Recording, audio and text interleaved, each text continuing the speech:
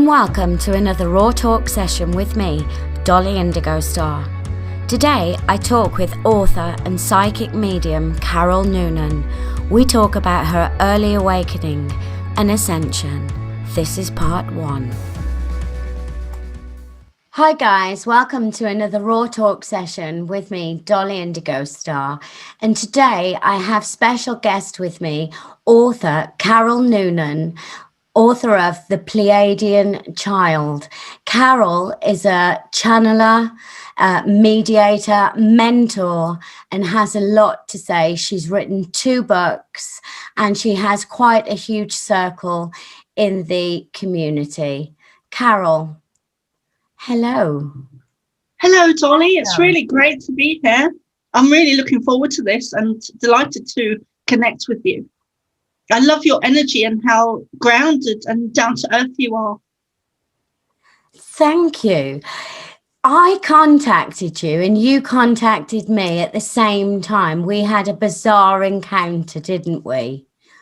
We did. Almost as though it was a head-on meeting through a mutual friend of ours in a post. But we were already friends with each other. That was right, wasn't it? And yeah. I'd already heard of your book and heard of you and followed a lot of the stuff that you've been doing and putting out there, and is of great interest to the community on the Pleiadians and the council. Can you tell us a little bit about the knowledge that you have acquired? Well, I've got so much to say, and that's a huge question because I've been connected to the Pleiadians as a child, which I'd forgotten until I started to do shamanic courses in Ireland around 2010, 2011. Okay. But so I'd already started to channel the Pleiadians when I then started to do the shamanic courses and began to have memories of having connected to them as a child and before that. So I was doing shamanic journeying and certain techniques like that where I began to have memories of previous lifetimes with them, and that I actually come from there and predominantly come from there, or that is a big place where I feel a huge connection to. And do have a very strong pull towards, a very strong connection to. That's not to exclude other places as well, because I think as starseeds, we do come from different places within the universe. But I think sometimes we feel much more drawn to a certain place. So, yeah, it all began for me really as a child. I had a hugely traumatic childhood in the extreme. And I call it being born into hell. It could have been worse. I didn't have the satanic stuff. I think I was on the very edges of that. But I didn't have that, so it could have been a lot worse. How traumatic for you. But well, part of your awakening as well, I presume, that when the Pleiadian contact happened when you were a child, did you understand what was happening with the Pleiadian connection then? I didn't understand it was them. I've always had a link to spirits and my guides from a very young age, but I didn't understand it was the Pleiadians. So I just thought it was my guides, or I don't even know what I thought. I just thought it was light beings or my guides or angels. And it wasn't until I was an adult that I consciously began channeling the Pleiadians that I realized, actually through the shamanic courses, like I was saying, that I realized it was the Pleiadians, and I'd been connected to them as a child. And so, but my, all the trauma and everything that I experienced as a child, it opened the door for me into the spiritual worlds from a very young age. So I wouldn't take it back if I could. And there's one experience I'd really like to share with you, Dolly, if that's okay. Yes. Okay. So I was, I'd been abused from the ages that I remember, from the ages of 8 until 12, 13. And I'd just been abused by my stepfather, who had just married my mum and was living with us in the household. And he had also abused me. Now, this is after being abused many times by different people, different men. My mum's boyfriend, the guy down the road on the estate, my friend's dad at school, just various different people, one after the other, and then my stepdad. And I just got to the point, I just had enough. I didn't want to be here. I wanted out. And it wasn't a cry for help or anything like that. And I went to my room and I was deciding on taking tablets. And I was really distraught. I was really just crying and retching from my heart. And I was literally 5 minutes away from ending everything and taking tablets.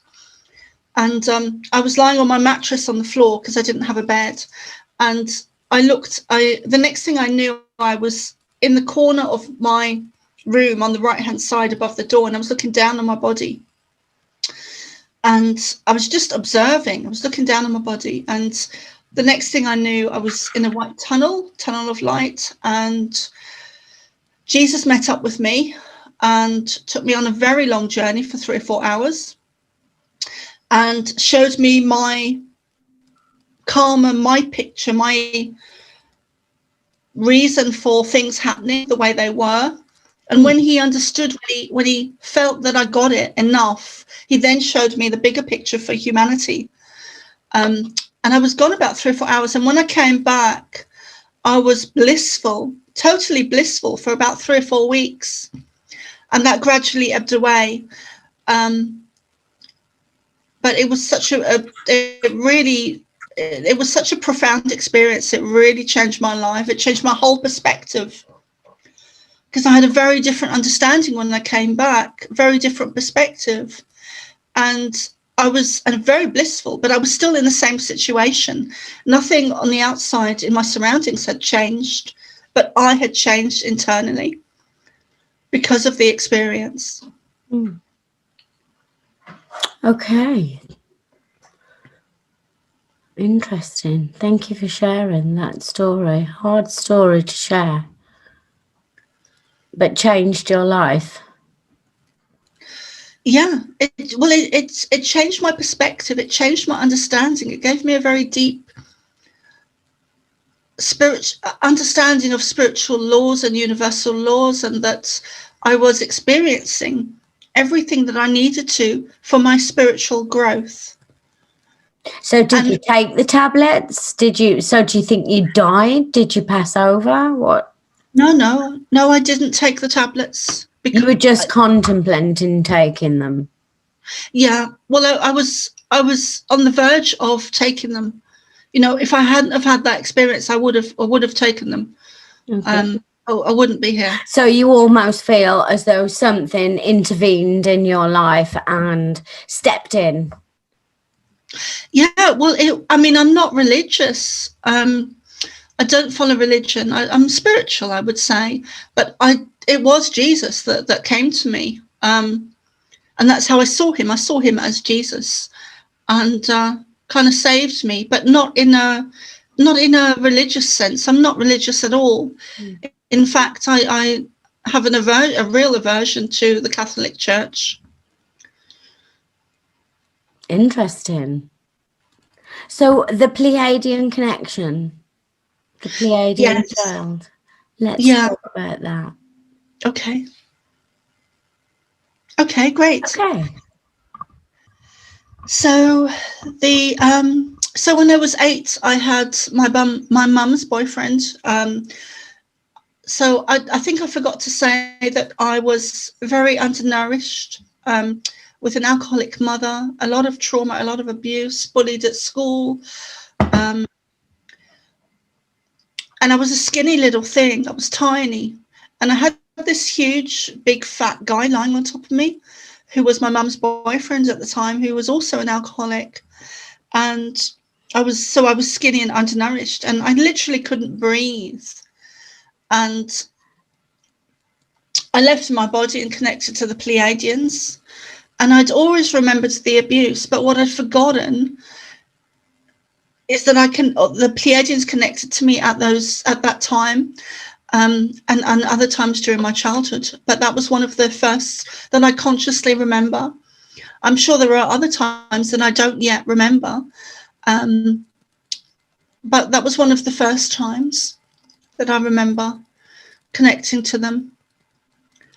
And so it always seemed to be at moments of trauma or abuse that my guides or the Pleiadians or spirit would step in to help and to comfort. And my guides actually used to often sing to me to help to ease my mind, ease my soul, ease the trauma, you know. Would they sing to you in Pleiadian? No. My guides actually used to sing to me a certain song, Up Where We Belong, Where Eagles Fly. Up Where We Belong by Joe Cocker, which is a strange one, but if you actually listen to the words, it's very spiritual. Interesting. So when was your next Pleiadian encounter? My next one that I can remember was that I was 12 and I'd walked into the lounge and my mum was watching TV, and I was held in this vortex of energy that has happened to me quite a few times over my life, where a good example would be where I was actually taking driving lessons and I was held in this vortex of energy, and my driving instructor was just looking at me as if I was completely crazy. I just stopped dead in the middle of the road and he just looked at me and I didn't know what to say or do. I just looked at him and then just going along on a parallel road, there was a car accident just in front of me and we both watched it. So it's that type, it's a very protective energy that has just come over me. That it definitely is Pleiadian energy, and I'm just held in this vortex of energy. So I was stood at the door and my mum was watching the TV and the Sphinx was on the news. It was in the 80s. I don't know what was going on, but I was given a download of information, and it even comes in sometimes where it's like a spiral of light coming in that I can kind of get a sense and see, like a spiral of light coming in next to me, right on my right hand side, like here in this area.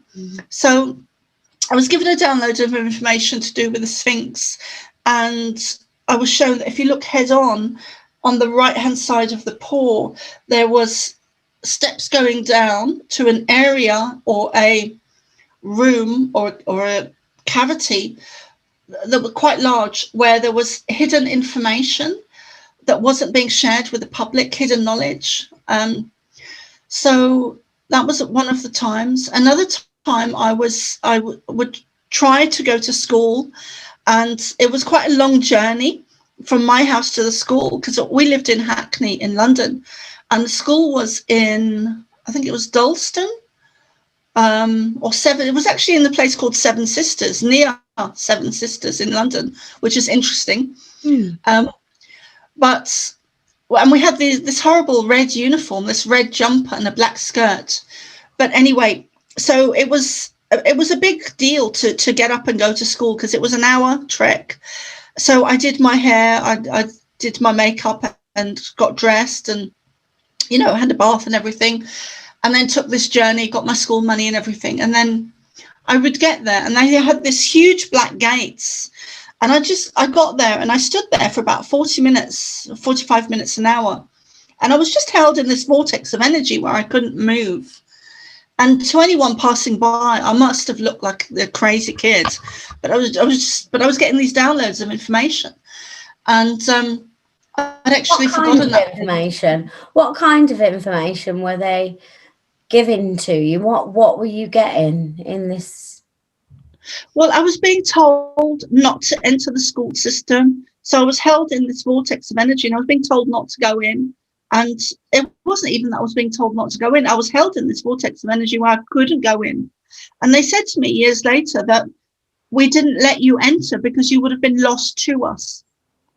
So I don't consciously remember the downloads of information that they gave me at that time, but I was there for like 45 minutes, an hour, and I did that a few times.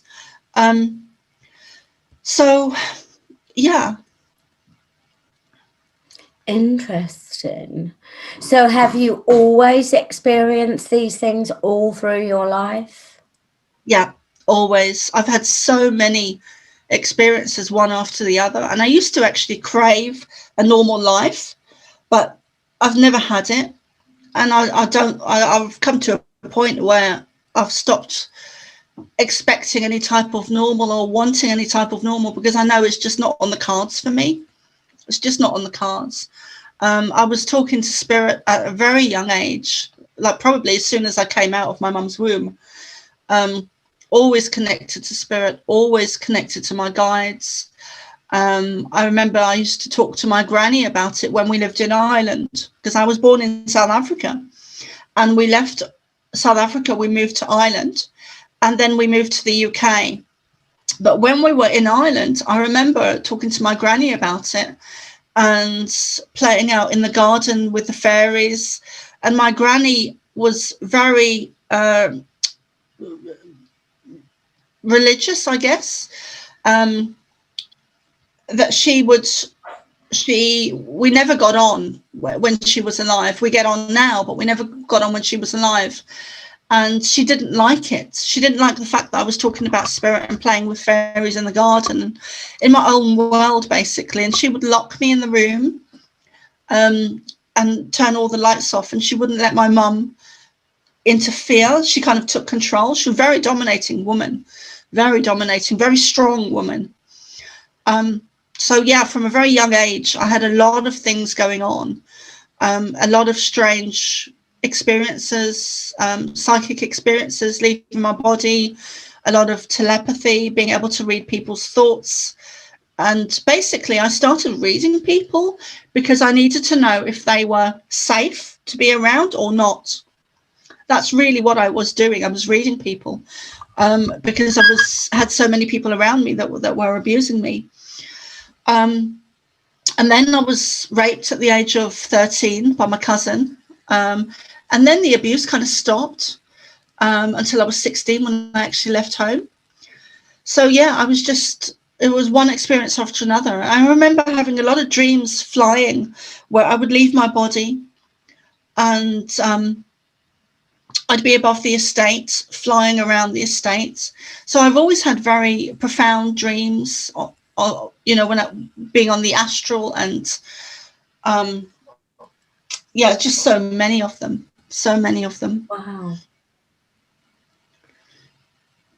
Wow. I'm just listening to you and your interactions. So your next book, what is your next book about? Tell us.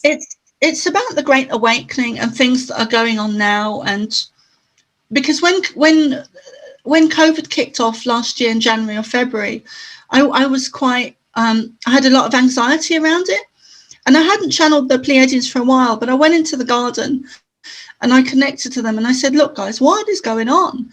And I was given downloads of information, and then I started to write the book. But it was banned on Amazon. I don't feel it's finished.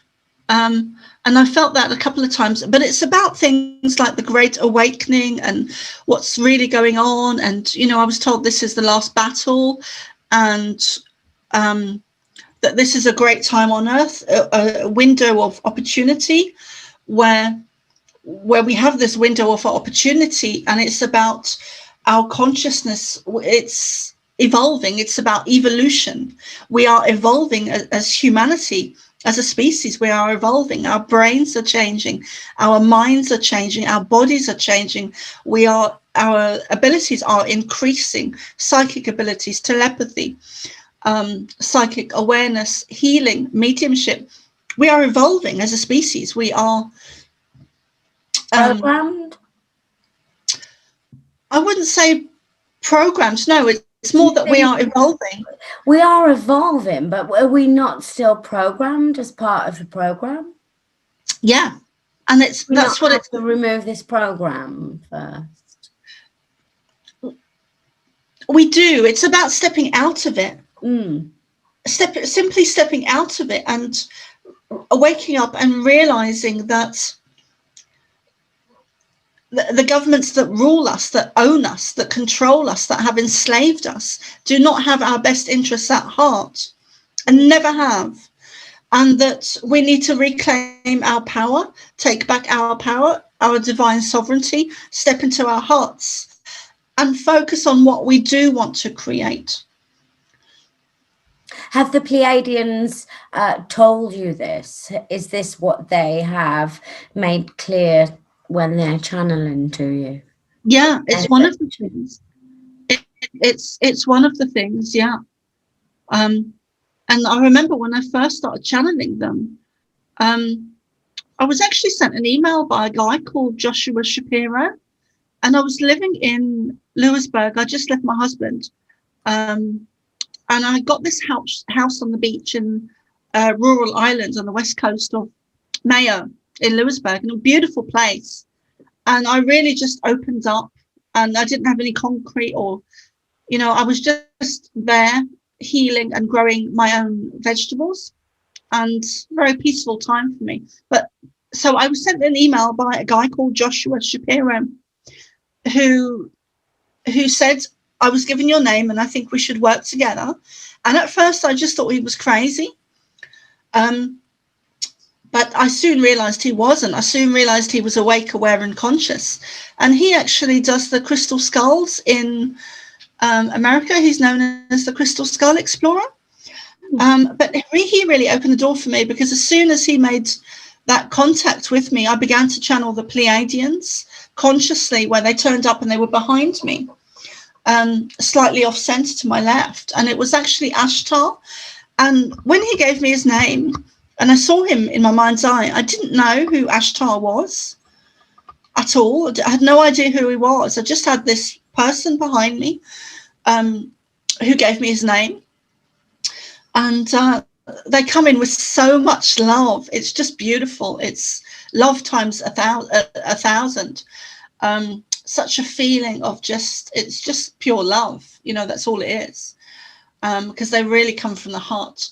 And so I was shown a lot of things, downloaded a lot of information, which is all in my book, but the Pleiadian Child. But basically, one of the things I was shown is that at the highest level, all systems on Earth are run by negative ET energy, including the governments and the royal families. All systems on Earth at the highest level are run by negative ET energy. So that took me quite a while to integrate and process. And actually, a lot of the information I needed time to process and integrate within myself, because it was so beyond what we're told and taught and conditioned and dumbed down. And I'm definitely not an advocate for the school system at all. No, home education all the way. Yeah, because the school systems are run, I absolutely believe what they've shown me, that at the highest level, all systems on Earth are run by negative ET energy, whether you want to call them reptilian or the Cabal or the Illuminati. I mean, they've got several names, whatever you want to call them. And so I would never send my children to school. I don't have children, but if I did have, it's not a place I would put them, because when you can see the type of energy that is running those systems, all systems, you just wouldn't do that. You wouldn't do it, Okay, so this guy with the crystal skulls contacted you. You began to work with him. Did you go out there to Peru? No. What did you No. We talked for a good while on Facebook and by email, and we're still in touch today. I'm planning to do a couple of shows with him. Okay. and Joshua Shapiro. We keep in touch every now and again, but I've never met him. I'd love to meet him one day, and would love to interview him. Yeah. You're also friends with Laura Eisenhower, I do believe. Yeah. You and Laura do a lot together. Yeah, we've done shows. Yeah, we've done quite a few shows together. We've done 3 or 4 things together so far. And I just love Laura. She's got an amazing mission. That's how I feel. I feel she's got a really important mission, and it's very much in service to humanity. And it's at a very difficult time because of her mission. I think people who are targeted the most are targeted the most for a reason, because the powers that, I won't call it the powers that be, but the negative agenda are very well aware of starseeds with a mission, with a purpose, because they actually track us before we are born. Both the positive and the negative are well aware of who we are before we even are as children. So they put they target us to stop us in our tracks from being on our mission and succeeding, because it's a huge war on humanity. It's a war between positive and negative ET energy at the highest level, and it trickles down to us. But it's just amazing. It's a beautiful time to be here on Earth, and I love Laura for her mission, for her energy that she brings. She's a true warrior that just will not back down, and I love that about her. Absolutely, keeping it real.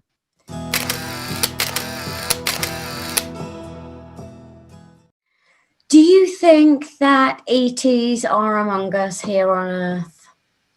I do. And, as starseeds, we are hybrids. And yeah, absolutely believe they're amongst us. And that's all we've got time for in part 1. Check out part 2 coming soon with Raw Talk Sessions, Dolly Indigo Star. You can also find me on Forbidden Knowledge TV. You can find me on Facebook, Instagram and Stereo. Don't forget to click like, subscribe and share. Click notifications to get notified next time. Thanks for watching.